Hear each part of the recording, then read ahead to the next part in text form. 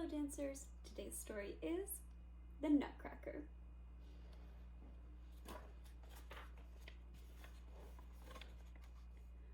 Once there was a little girl named Clara whose family was having a wonderful party on a snowy Christmas Eve. The last guest to arrive was Clara's godfather, Herr Drosselmeyer. All the children loved him very much because he was a toy maker and a wonderful storyteller. "Merry Christmas, Clara," he said, presenting her with a heavy package. "Merry Christmas and thank you," Clara cried, lifting a large wooden nutcracker from the wrappings. "He looks like a very brave soldier," she said. Clara carried her nutcracker over to where her cousins and friends were playing. All of a sudden, Clara's little brother Fritz jumped up from behind her chair and grabbed the nutcracker. "No, Fritz, no!" cried Clara. But the nutcracker was very heavy and Fritz was a very little boy. The nutcracker crashed to the floor and broke.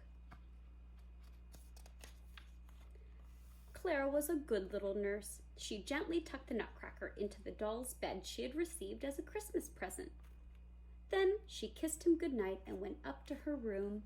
But Clara could not stop thinking about the nutcracker, so she went back downstairs and fell asleep with the nutcracker in her arms. While Clara was sleeping, Herr Drosselmeyer came into the room. He quietly took the handkerchief off the nutcracker's jaw and gently waved it over Clara and her toy. Suddenly, the nutcracker was transformed into a handsome prince. Clara woke up.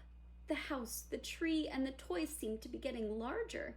Then she saw the prince bravely battling a mouse wearing a crown. "Leave him alone!" cried Clara. She jumped off the sofa and threw her slipper out the mouth at the Mouse King, hitting him squarely in the head.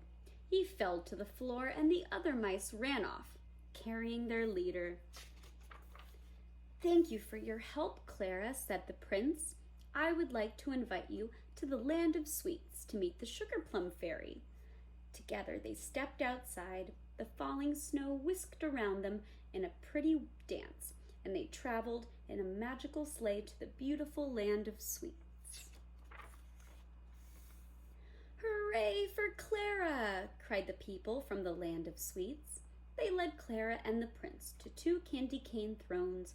Then they began a celebration, performing beautiful dances that lasted long into the evening.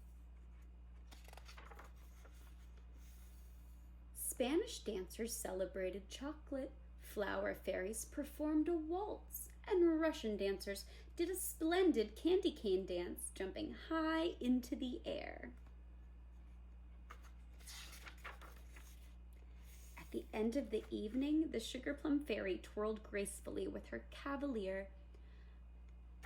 Clara sighed as she watched the beautiful dance.